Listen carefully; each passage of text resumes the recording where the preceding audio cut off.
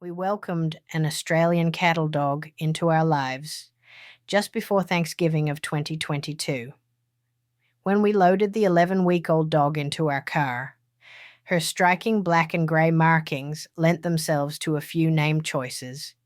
We eventually settled on Cookie, since her gray fur flecked with black reminded us of cookies and cream ice cream. Cookie was a bundle of energy and precision, leaping high in the air to catch every toy thrown her way with barely a miss. She could play for hours, tirelessly chasing her frisbee outdoors or her red rubber bone indoors. She loved being around our cats and welcomed her dog, Sister, who we brought home a month after we got Cookie. We happily took our two girls to the park, to the river to play, and even on vacations. Cookie's sister, who we named Nilla, always tried to keep up with Cookie, but never could. Cookie was faster, leaner, and stronger. If the two raced, Cookie would always win. In a tug of war, Cookie was always the victor. Cookie was the born athlete, and Nilla was happy to chase her. Cookie and Nilla formed a fast bond and loved to travel with us anywhere we went. But one day, something in Cookie changed. Cookie would happily catch her frisbee for a few minutes, but then would stop and just stare as her frisbee was thrown. As her frisbee would fall to the ground, she would run back towards us as if we had never thrown it. Cookie stopped retrieving her frisbee and seemed unable to track her toys as they were tossed. When the toys landed on the ground, she acted as though she couldn't see them, frantically searching without success. At times, she would run up to an empty chair, hopping in the air as if we were sitting there and ready to play once again. At the time, we chalked it up to Cookie being in a mood or tired. We even wondered if she had injured herself during one of her graceful leaps to grab the frisbee out of the air and just was hesitant to push it any further. The most alarming changes in her behavior came soon after her changes while playing. Cookie suddenly became anxious, hesitant, and fearful. As a puppy, it was all we could do to keep her out of the car when we went somewhere. Taking trips was one of her favorite things, especially to the local park or the river to explore and play. Suddenly, she refused to get in the car, dropping to the ground and screaming when we tried to coax her. The park, once her favorite place to romp and meet new people, now terrified her. If she did get in the car, once at the park she would scream or try to run, causing quite a scene. We enjoyed taking our dogs on vacation with us, and at one location, Cookie walked off a second-story deck as if she were on level ground, falling some 10 feet to the ground below. She was not injured, but the event was still quite odd. Soon after the anxiety began, climbing stairs turned into a challenge. Our once graceful dog would now stumble and trip as if disoriented. Eating and drinking also became strange rituals. She suddenly acted as though she had forgotten how to eat and drink. When drinking, she would paw at her water, dunk her nose in, blow bubbles, and even try to bite it while drinking. She would often act as though she had something stuck in the roof of her mouth, pawing at her face, trying to dislodge whatever it was, sometimes gagging or coughing. Different things. So one of my favorite seasonings is black salt, black pepper, and rosemary. There's a whole entire cart over there for you to use as well. Since you're the one that's learning how to cook, you can go pick out the seasonings. But don't put them down on my steak though. Go ahead. Ashley's like, add these ingredients. I'm like, she said there's a whole cart of choose ingredients on them with you. I don't feel like you can really go wrong with a steak. Like if you're eating that. If it's a good meat. What? Tahini and lemon pepper? Okay. Might be a little bit tart. You got lemon and lime on there, so we'll see. Soon her basic obedience and housebreaking fell apart as well. The agile, smart, and affectionate cattle dog we brought home had become a stranger to us. The changes to us felt sudden, almost overnight. One day, after a visit from our grandchildren, she bolted from our yard, jumping our fence and finding herself in a creek bordering our property. When we found her there, she was running back and forth aimlessly, as though she didn't know how to get to us, and barely acknowledging us calling out to her. We visited our local vet with our list of concerns and a timeline of all the issues we saw. Like most dog owners, our phones were full of photos of her, and we were able to accompany the timeline with pictures. And maybe you can't see it, but we could. The playful and inquisitive stare of Cookie was replaced by a faraway look. She was, to put it one way, vacant. The veterinarian initially believed Cookie's behavior was due to anxiety, a common issue for an energetic teenage Australian cattle dog without enough mental stimulation. Like a lot of working dogs, cattle dogs are born workers, and some need to have a job to do in order to feel fulfilled. She was prescribed a daily dose of 20 milligrams of fluoxetine, Prozac, for dogs, in hopes it would relieve her anxiety. It didn't feel right to us, as Cookie already had plenty of exercise and activities to keep her occupied. But we were desperate to have our dog back, one we could take to the park or vet without her being in terror. Over the next weeks, the odd behaviors persisted and worsened. After some time on the fluoxetine, we really weren't seeing it have the desired effect. And Cookie's vision appeared to be suffering more. We found that sometimes when startled, she would run into walls or objects in the house. When she started acting as though she couldn't see, we went back to the vet. Maybe the anxiety Cookie experienced was due to her losing her vision. It would explain a lot of her issues not finding toys as well. Tests revealed she had pressure in her eyes, and it was likely she would go completely blind. Eye drops were prescribed, 1 drop in each eye twice a day, but administering them became a battle. Because she startled so easily, the only way to manage was to sneak the drops in while she slept. We continued with this daily regimen for a few weeks.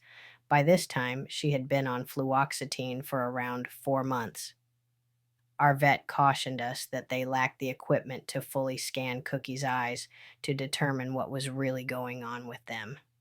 So, at that time, we assumed we had a dog who was losing her vision and freaking out over it. This made a lot of sense to us. Sudden vision loss would explain nervousness, missing her toys, and fear of loud noises from things she could not see. What didn't fit, however, was that Cookie had moments throughout the day where she was completely normal. For an hour or so each day, she was playful and sought out our attention.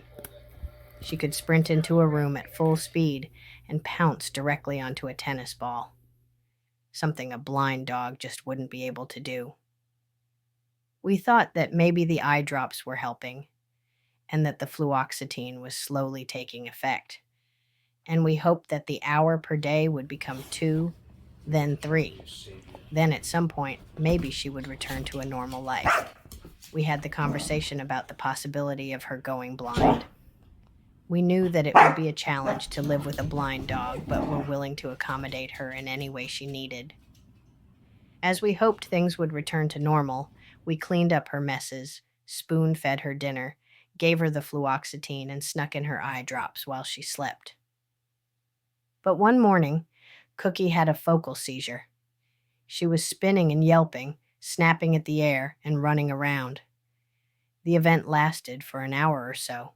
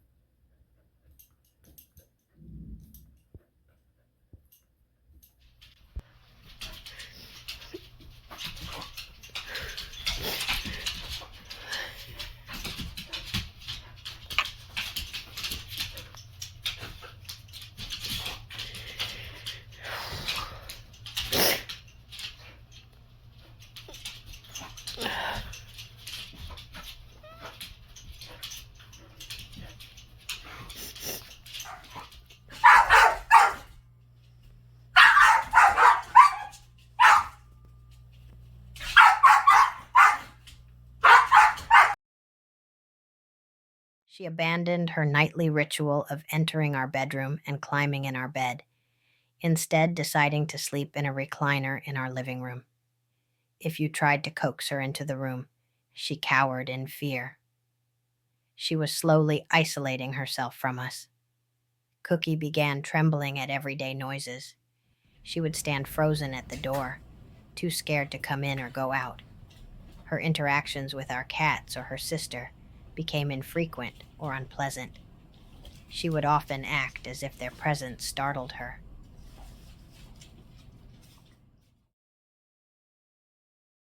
We called the veterinarian, who suggested getting an appointment at a larger animal hospital an hour away for an MRI scan to determine what the issue was. When Cookie's seizure ended, she actually seemed to come out of the seizure better than ever before. She was suddenly affectionate and playful for a longer period of time. We still scheduled the appointment for the MRI, but the earliest available date was a few weeks away. In the meantime, Cookie's affectionate behavior made us wonder if she was coming out of whatever was wrong with her. Just a few days later, Cookie suffered a grand mal seizure in her sleep. The first seizure was frightening but not severe. This second seizure was terrifying. Cookie was foaming at the mouth and trying to run at full speed, crashing into walls and doors in our house before we were able to corral her in an area where she couldn't run into something. We rushed her to the animal hospital's emergency room a few minutes later. Cookie could barely stand or walk, and for the first time since she was a puppy, she allowed us to pick her up and carry her into the emergency room. They administered anti-seizure medication and scheduled her to have an MRI at the first opportunity. Cookie stayed overnight and had another grand mal seizure while there, even though she was on anti-seizure medication. The MRI results were devastating. Cookie, who was just 2 years old, had significant brain atrophy, or dead spots in her brain, and thickened areas of brain as well. From the symptoms we gave the vet and the MRI results, there seemed to be a definite cause for all of Cookie's issues. The technical term for her type of disease was NCL, or neuronal ceroid lipofuscinosis. It is a rare inherited genetic disorder characterized by an accumulation of waste products in the brain and other tissues. We had never heard of this disease, but when we read over the symptoms for NCL, it was like a light bulb going off. The symptoms included vision loss as the first symptom. Dogs can become uncoordinated or off balance. They may lose interest in play or have irrational fears. They will lose learned skills, like housebreaking. They can have difficulty swallowing or eating. The disease will cause mild to severe seizures. Symptoms usually appear at 1 or 2 years of age. The disease can even affect humans and is sometimes called Batten disease. Because the disease is genetic, both of Cookie's parents were likely carriers of the disease. Parents who are carriers will have offspring with a 25% chance to have a fatal version of the disease. The only way we would have known of her condition was genetic testing of her or her parents. It was something we had never even considered. It was explained to us that Cookie's condition would only continue to deteriorate. The atrophy and thickening of her brain were slowly robbing her of her sight and her coordination. As the disease progressed, it would take more and more from her. The vet explained that it was not something that could be treated. Cookie would only continue to have more frequent and more severe seizures, and likely would begin to lose more and more brain function, soon possibly forgetting or losing her ability to walk, eat, or even breathe. Her condition continued to worsen while at the vet, despite their efforts. We had to make the heartbreaking decision to let her go, rather than to watch her suffer every day. Cookie had to be put to sleep, and it broke our hearts. We were blessed to have the time we did with Cookie,